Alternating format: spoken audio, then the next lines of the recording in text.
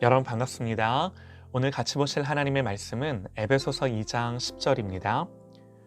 우리는 그가 만드신 바라 그리스도 예수 안에서 선한 일을 위하여 지으심을 받은 자니 이 일은 하나님이 전에 예비하사 우리로 그 가운데서 행하게 하려 하심이니라. 아멘. 하나님의 손에서라는 제목으로 하나님의 말씀 같이 듣겠습니다. 죄가 가져온 가장 큰 절망과 고통은요, 하나님과의 단절입니다. 이 하나님과의 단절이 곧 죽음이다 말씀을 드렸는데요. 하나님과의 단절은 하나님으로부터 공급되는 모든 이 하늘의 자원을 끊었고, 인간은요, 그래서 영적인 궁핍을 채우기 위해 더 많은 땅의 자원을 소유하기 위한 치열한 삶을 사는 거죠. 그러나 성경은 말씀합니다. 내 백성이 두 가지 악을 행하였나니 곧 그들이 생수의 근원되는 나를 버린 것과 스스로 웅덩이를 판 것인데 그것은 그 물을 가두지 못할 터진 웅덩이들이니라. 그렇게 치열한 인생을 살지만 결국에는 이 말씀이 책망하는 것이 하나님이 보시는 우리의 모습이에요. 우리의 갈증과 목마름을 해결하기 위해 생수의 근원된 하나님을 버리고 스스로 웅덩이를 파고 물을 구해보지만 거기서는 물을 얻지도 못할 뿐만 아니라 물을 가두지도 못하는 터진 웅덩이인 거죠. 한번 생각을 해보시죠. 우리는 어디서 안정감을 찾는가? 우리의 안정감이 어디서부터 오는가? 여러분, 이게요, 우리가 파는 웅덩이들이에요. 우리는 이 웅덩이들을 파며 끊임없이 우리의 인생을 살아가는 겁니다. 보통 우리가 파는 웅덩이는 크게 두 가지입니다. 개인적인 평안과 물질적인 풍요입니다.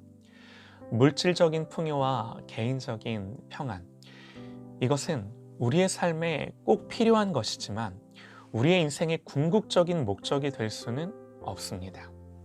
우리는 보통 생각합니다. 내가 불행한 것은 더 풍요롭지 못하기 때문이다. 내가 갖고 있는 자원과 소유가 부족하기 때문이다. 그래서 재정적으로 나아지면 평안도 따라올 거라고 생각합니다. 경제적으로 부유하다는 것은요, 어느 정도 평안을 주고 자유를 주는 것은 사실입니다. 당연하겠죠. 적어도 필요한 물건을 살 때 궁핍함 때문에 어려워하지 않고 자유롭게 선택할 수 있습니다. 확실히 부유한 사람들은 생계에 문제가 없기 때문에 생계를 고민하거나 생계형 범죄를 저지르지도 않습니다. 그러나 인생의 참된 가치를 찾지 못할 때 또 다른 형태의 어두운 면들이 나타난다는 것을 여러분, 우리가 부인할 수 있을까요? 경제적으로 여유로우면 다소 평안해졌을지 모릅니다. 그러나 분명한 것은요, 인생의 궁극적인 문제는 절대로 이걸로 해결되지 않습니다. 돈으로 좋은 침대를 살 수 있을지는 모르나 단 잠을 사지는 못합니다. 돈으로 좋은 집을 살 수 있을지는 모르나 화목한 가정을 살 수는 없는 거죠. 돈으로 좋은 것을 먹고 입고 좋은 의료 서비스를 받을 수 있을지는 모르겠지만 건강을 살 수는 없는 것입니다. 그래서 예수님 말씀하세요. 그들에게 이르시되 삼가 모든 탐심을 물리치라. 사람의 생명이 그 소유의 넉넉한 데 있지 아니하니라. 우리는 묻지 않을 수 없습니다. 도대체 우리는 무엇을 위해 살도록 이 땅에 태어났는가? 그리고 어떻게 사는 것이 그야말로 잘 사는 것인가? 모든 물건의 존재 이유는 그것을 그렇게 만든 사람이 부여하는 겁니다. 만든 사람이 자신의 쓸모에 따라 만들기 때문이죠. 그래서 내가 왜 사는가? 어떻게 살 것인가? 하는 이런 질문은요, 반드시 내가 누구인가? 나의 정체성에서 그 답이 나오는 거예요. 그런데 문제는요, 내 스스로가 내가 누구인지 알 수가 없습니다. 자신만을 들여다본다고 자기가 누구인지 알 수 없기 때문입니다. 오직 우리를 가장 선한 계획과 완전하신 목적과 의도를 갖고 하나님을 닮은 존재로 만드신 그 하나님을 바라볼 때만 알 수 있는 거예요. 그리고 오늘 성경 말씀은요, 짧지만 명료하게 우리가 왜 이 세상에 존재하는지 그 답을 주는데요. 우리는 그가 만드신 바라 그리스도 예수 안에서 선한 일을 위하여 지으심을 받은 자니. 하나님 우리를 만드셨습니다.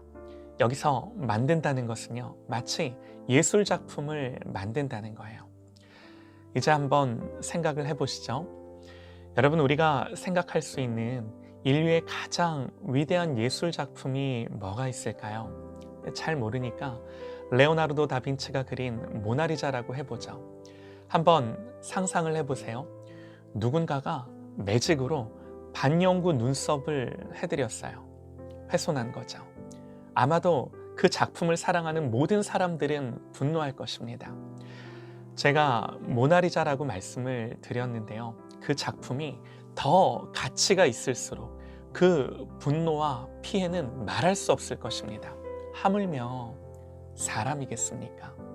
하나님이 자기 형상대로 만드신 사람이겠습니까? 살아있는 사람을 그림에 어떻게 비교조차 하겠습니까? 또 여러분, 더 중요한 건요, 하나님의 형상, 곧 자기의 모습을 담아놓은 자기 영광과 아름다움이 우리 안에 깃들여져 있는데, 이 아름다움과 하나님의 영광이 짓이겨지고 망가지고 무너진 것이 절대적으로 의롭고 선하신 하나님께 끼치는 모욕과 수치는 무엇이겠습니까? 여러분, 이 말이 이해가 되실까요? 누가 하나님 당신이 만드신 그것들을 훼손하고 망가뜨렸을진데 누가 이걸 하나님께 배상하고 만족하고 물어내고 다시금 회복할 수 있냐라는 거예요. 우리의 인생과 가정과 자녀들과 이 모든 피조세계, 그야말로 모든 주어진 모든 하나님이 주신 아름다운 것들이 훼손되고 망가졌을 때 어떻게 다시 회복하고 본래의 모습으로 되돌림으로 말미암아 하나님께 끼친 모욕과 수치를 갚아드리겠습니까? 단언하건대요, 인간 스스로에게는 그 능력이 없습니다. 처음부터 설계하시고 디자인하시고 만드신 분만 다시금 우리를 새롭게 빚으실 수 있는 거죠. 다시금 우리의 인생을 새롭게 만드실 수 있는 거예요. 여러분, 이것이요, 이 땅에 오신 예수 그리스도세요. 성경은 말씀합니다. 그런 중 누구든지 그리스도 안에 있으면 새로운 피조물이라. 새로운 피조물이라. 여러분, 새로운 피조물이랍니다. 우리가 예수 그리스도 안에 있을 때 우리의 인생과 우리의 모든 존재가 다시금 새롭게 만들어진다고 성경은 우리에게 말씀합니다. 오직 우리의 창조주 되신 예수님만이 우리를 새롭게 빚으시고 만드시는 거죠. 예레미야 18장 6절에요.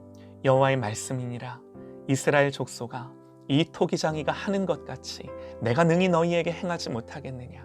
이스라엘 족속아, 진흙이 토기장이의 손에 있음같이 너희가 내 손에 있느니라. 그러므로 권면합니다. 하나님의 손에 있으십시오. 하나님의 손에 쥐어지십시오. 예수님께로 돌아오십시오. 요한계시록 3장 20절에요. 볼지어다 내가 문 밖에 서서 두드리노니 누구든지 내 음성을 듣고 문을 열면 내가 그에게로 들어가 그와 더불어 먹고 그는 나와 더불어 먹으리라. 우리의 마음에 문이 있습니다. 그런데 이 문은요, 밖으로는 손잡이가 없어서 반드시 안에서 열어주어야 합니다. 이 마음의 문을 열어드리고 주님을 초청하고 영접하는 은혜가 있기를 간절히 기도합니다. 하나님이 믿음을 주시고 은혜를 주셔서 우리의 모든 삶과 우리의 인생이 설령 망가지고 무너졌더라도 새로운 피조물 되게 하시는, 다시금 만드시는 이 하나님의 은혜를 경험하는 저와 여러분과 우리의 가정과 우리의 자녀들과 우리의 모든 일들이 되어지기를 간절히 소망합니다.